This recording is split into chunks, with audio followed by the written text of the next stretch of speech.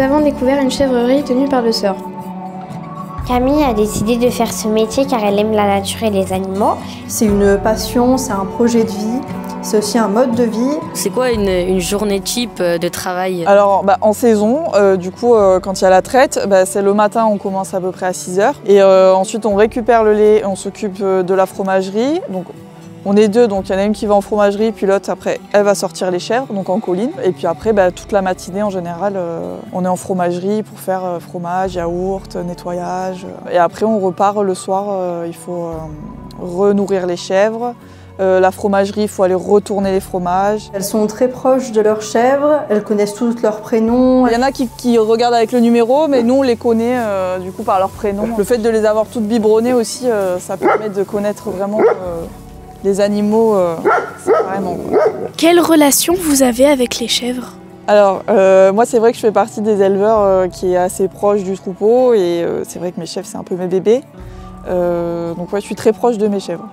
Mais des fois c'est pas forcément bien parce que du coup on est plus affecté aussi quand il y en a une qui est malade, quand il y en a une qui meurt, ça fait partie de l'élevage. On biberonne certains parce que par exemple des fois il y a des chèvres qui ont 2 petits et du coup on en enlève un parce que sinon on n'aurait pas assez de lait. Nous notre système fait qu'on les sépare la nuit et on a du lait le matin et après il faut qu'il reste quand même un peu de lait, elle va en refaire dans l'après-midi un peu pour pouvoir nourrir son cabri. Et s'il y en a 2, il n'y en aurait pas assez. Donc en fait, les doubles, on les sépare, on les biberonne et après, on essaie de les placer chez d'autres élevages ou en compagnie. Parce que vous ne gardez pas tous les chevreaux? Non. Non, là, sur 52 chèvres, il va y avoir au moins une 60aine de cabris. Vous imaginez, si je gardais tout, je me retrouverais avec 300 chèvres en même pas 2 ans. On essaye d'en placer un maximum du coup dans d'autres élevages ou en compagnie et après, le reste, ça va aller à la viande. On fait du chevreau. Du chevreau de lait. Comment vous le vivez? Mal. Comme beaucoup d'éleveurs, c'est une période difficile à passer.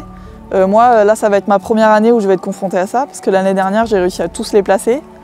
Mais cette année, je sais que je ne vais pas pouvoir tout placer. Donc, en fait, je me console en me disant que je vais les élever, je vais les engraisser moi-même, sous leur mère. Donc voilà, je me dis qu'au moins, ils auront eu une belle vie.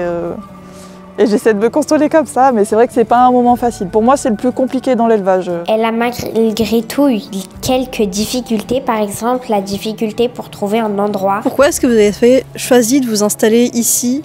Alors déjà l'opportunité, parce que trouver un terrain dans le Var, c'est déjà très compliqué. Donc là, on a eu la chance, grâce à la mairie du Toronnet aussi, qui nous a vachement soutenus, de trouver ce terrain un peu perdu, mais au final avec plein de potentiel. Et du coup, voilà pourquoi on s'est installé au Toronnet. Les chèvres mangent du foin, de l'herbe, de l'orge et des carrés de sel. Quelle est l'alimentation des chèvres tout au long de l'année? Alors, il y a la période de tarissement donc, en ce moment, où elles vont manger du coup, le matin la forêt. Donc tout ce qui est du chêne, salse pareil, du lentisque, enfin plein de plantes originaires de ces forêts. Et après, elles vont manger du foin à l'oge. Donc tous les soirs, elles ont un repas de foin. Et elles ont un petit complément d'orge quand même. Alors ça c'est du sel avec un peu de minéraux oligo-éléments. Et celui-là c'est pareil sauf qu'il est renforcé pour justement la fin de gestation, début de lactation, pour leur apporter tout ce dont elles ont besoin comme minéraux et oligo-éléments. Vous avez une période de l'année pour les faire reproduire ou... Oui, après on choisit un peu en fonction de quand on veut que les naissances tombent. Mais en général c'est à partir du mois d'août jusqu'à décembre maximum, quoi. C'est un peu la saison de lutte, on appelle ça la saison de lutte. Concernant les chevreaux, oui, ils naissent donc dans l'air paillé avec leur maman. Là, après, on va faire des petites cases pour pouvoir les séparer. Souvent, on les laisse une journée pour que les petits prennent bien le colostrum. Pendant une semaine, on ne peut pas utiliser le lait parce qu'il y a du colostrum dedans, donc on ne peut pas le fromager. Et donc moi, je les laisse en général 2 semaines sous leur mère, complètement 24-24, et après, je les sépare la nuit. C'est quoi le colostrum? Le colostrum, donc c'est le premier lait de la mamelle qui va servir à donner toutes les immunités pour le petit. Comment choisissez-vous les races à élever? Alors les races, moi j'ai choisi du coup 2 races différentes. Donc il y a de l'alpine et de l'anglo-nubienne et du coup j'ai aussi de la croisée des 2.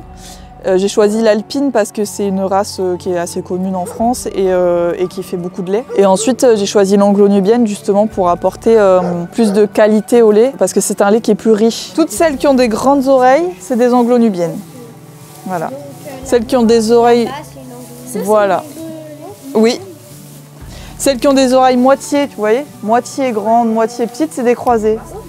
Et les croisée? C'est une croisée. Les chiens sont particulièrement présents dans l'exploitation de Camille. 2 chiens sont en permanence aux côtés des chèvres pour les protéger, car la présence de loups a été confirmée dans le secteur. Un autre chien est chargé de guider le troupeau, de ramener les chèvres dispersées et de sonner l'alerte en cas de danger. Est-ce que vous avez tenu ça de vos parents ou alors vous avez commencé ça comme ça? Non, on est parti de rien et mes parents sont d'ailleurs, ils m'aident énormément sur le projet.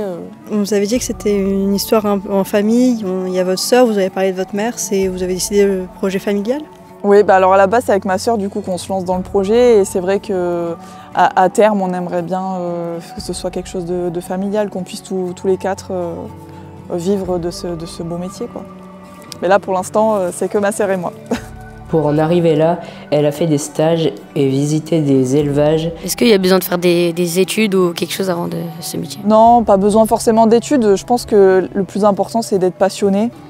Et après, il faut en apprendre le maximum parce que la chèvre, c'est du vivant et il y a beaucoup de choses à savoir.